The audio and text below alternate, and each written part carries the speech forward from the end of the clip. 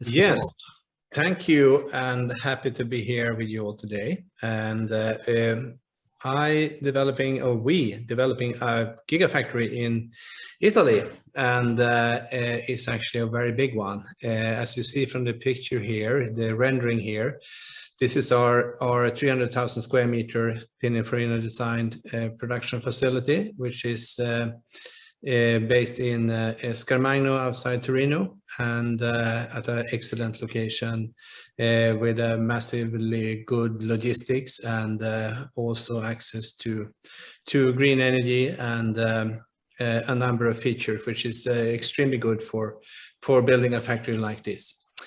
So I think you can go for the next slide maybe. Yes, here you have some key numbers, what we're up to do. And we are targeting 45 gigawatt production capacity. And something I would like to mention here, we are intended to go in production early 2025. And but for sure it's not going to be 45 gigawatt at a time, maybe 6, and that goes for all the other initiatives also in Europe, and which means that the capacity will not be as high as in many times may be anticipated from all the announcements being made now, especially here in Europe. And that means that demand for batteries is going to be massively big in the next 10 to 15 years. It's going to be huge, and I see a shortage of battery cells in the way like we see for semiconductors right now. I think it's going to be a huge demand for it, and for sure many are saying, okay, we can buy our battery cells from China, but I mean, transporting heavy things doesn't make it sustainable really. So it's I think that's not a good option. So therefore we need to accelerate our supply chains and our development of these factories in Europe as well. The capex of these factories are very high. As we have a capex of 3.4 billion euros, and it's a massive amount of money for sure. The good news is there are a lot of funds available on the market for these type of investments currently, and also governments are pushing very hard for it. So it's a good environment, even if you see a downturn in the economy right now globally. As I foresee that the new green industrialization still will be supported strongly going forward. So it's a good time to be in, and also the greatest opportunity in 100 years to be a part of a totally new industrialization, which is an amazing time, I must say. And I recommend many entrepreneurs to step into this space going forward. We need you all.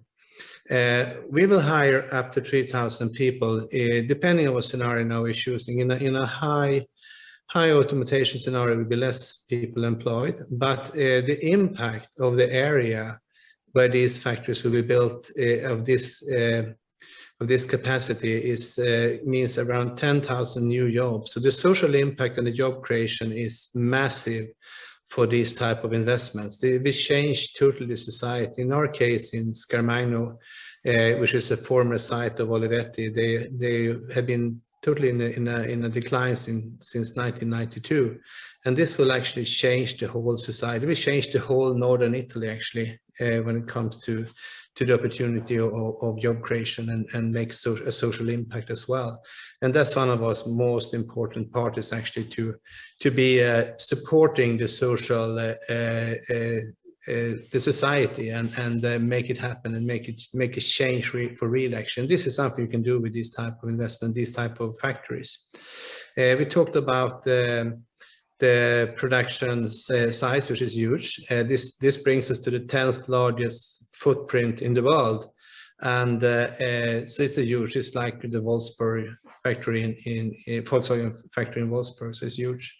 We're also going to build an R&D center later on in the area for developing our own batteries. We are currently licensing our technology, and we'll be going forward. We will be developing our own products as well. You can go for the next slide if you have it there.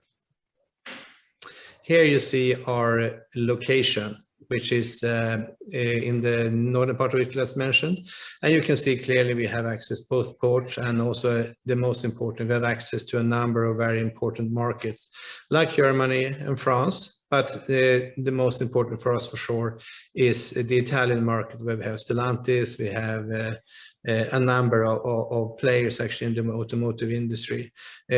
Italy will be, unfortunately, hit badly by the transition from combustion engine to EVs, as we have a big part of the supply chain for combustion engines are actually in the northern part of Italy, and this will probably impact us very badly. We will see here 60 to eventually even 100,000 jobs going lost in this region, and that will for sure be difficult to repair in the short term. But these type of investments will for sure help. And the good news for us is that we have access to a very qualified workforce compared to our friends in the northern part of Europe, where we have a different climate and we have a different structure on competence. We are really blessed to be here going forward. So for us, it's a very interesting part to be in, where we have access to very, very important infrastructure and for workforce. So it's so there's a very good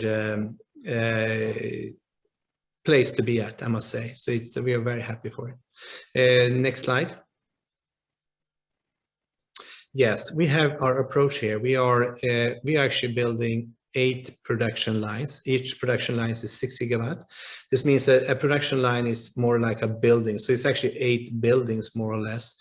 And what we're doing here is that we are targeting an NMC technology, and so each and every of these line will be accommodating. The good thing is we can actually produce multiple technologies within our factory, and that means that we can also targeting not just fast charging technology for high performance, also base technology, and also even implement cells for storage, for instance. So it's a very interesting engineering way. And I would like to say that building these factories are very, very complicated and create a lot of how should I say, gray hairs, as we are in great need of high engineering competence. And very few of these have been built, and therefore it's a very complex engineering process that we need to have a number of collaboration partner to make this happen. We have in our team ABB, ACOM, Equans, and a number of these competent engineering companies are supporting this process highly. What I would like to say also is that the supply chain is probably one of our hardest, how should I say, topics, and something we need to work very hard with here in Europe. We have difficulties with a number of supply, like minerals, but not just minerals, also a number of topics which actually are difficult to obtain in Europe currently, and we need support from governments. We need support from a number of areas to make all this happen. And we are working very hard on this. We are just launched a collaboration with Polytechnical University in Milano, who are supporting the process of identifying these areas. We also know that 95% of all rare earth minerals are currently in China, and that's something we need to change. And the only one who can change it is more or less governments actually who can support this process for making this happen. And so that's something which is for sure difficult and are being addressed. And so there are a number of topics that we need to overcome. Also, I would like to point out something else. Going full electric for the industry, for the EV fleet, will also we also need to look into the energy space for sure. Make sure that we have enough green energy to support this transition. And this is going to be difficult because we are already in an energy crisis, and what's happening now in Ukraine, for instance, we also see that we in Italy have a problem with 40% of all natural gas comes from Russia and has to be replaced.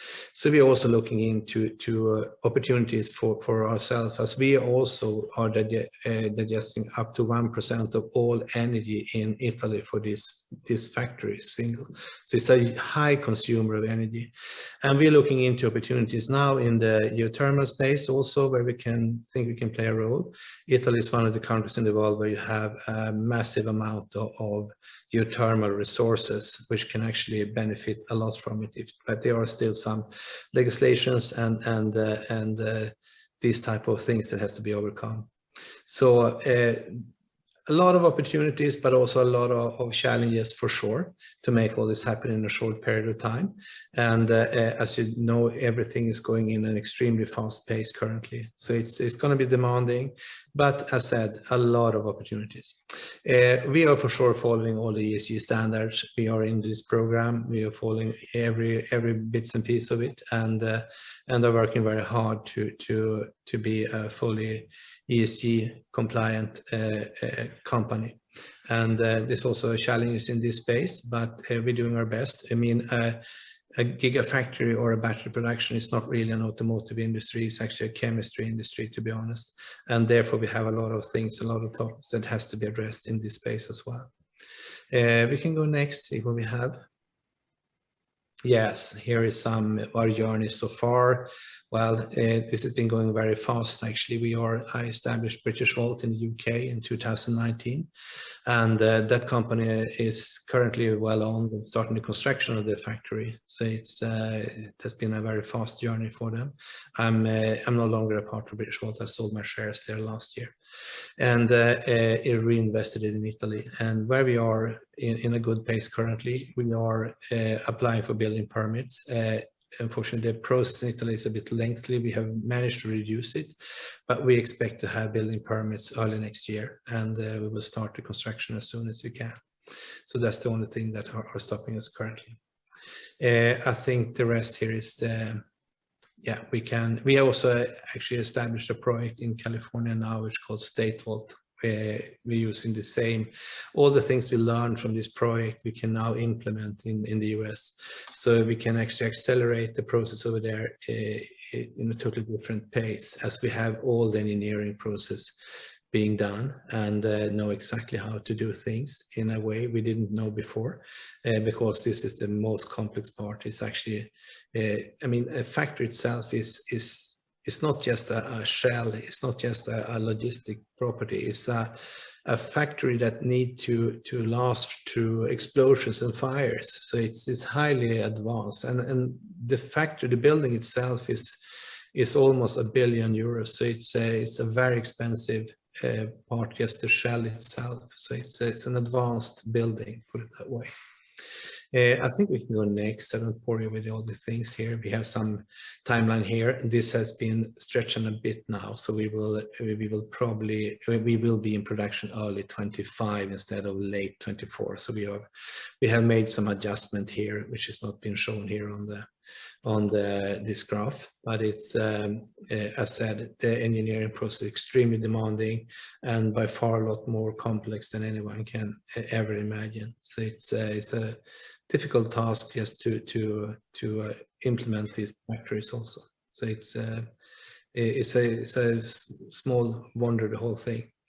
Here is the ESG standards that we are trying to follow or will follow. And that's something I know that many of you are very familiar with, but there's a lot of good things in this also, and it's needed to be really into this part, as this is what the whole transition is about. If we don't follow and doing this in a proper way, the whole thing is meaningless. It's not just a greenwash we're talking about.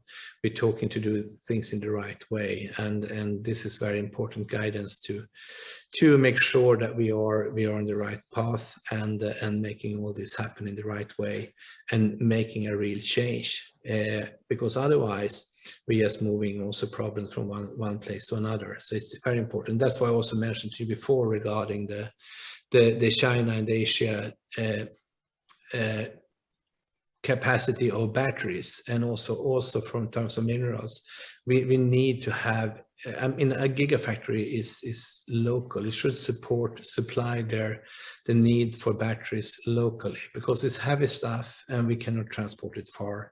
It makes a great impact on the environment if we are disregarding these things. So we should not import batteries from China or Asia or far away. They should be used on their domestic markets, and we should do the same here. We should produce batteries for our market. That's it. Here we have some of our collaboration partners currently. I mentioned a few of them before, and they are very important and very skilled, and have made all this happen for us. Without them, it would not have been possible to obtain what we've done so far. And it's a very complex process, and something we are very proud of to being able to achieve, and something we can also now duplicate with a blueprint on new markets, like I mentioned now, California. The interesting thing with the project in California in Italvolt is that we are teaming up with a company called CTR, and they are actually digesting geothermal energy and lithium at the actual site for our gigafactory over there, which means that we can have a hyper-local concept where we have both lithium and energy at site. So that's a very unique opportunity. I think that's the only gigafactory in the world that have lithium and energy at site for the production. So that's a very, very unique opportunity. I think that's it. Thank you so much for listening. Here's the beautiful factory, and which Pininfarina have designed in a very cool way. Actually, we like it a lot ourselves. So it's so this will be in place in early 25, and it will be not just a factory, it will be something that we will be very proud of. We're also focusing a lot on education with the Battery Academy for the young kids, and give them a chance to obtain a degree or being the future workers for the factory. So we are targeting a lot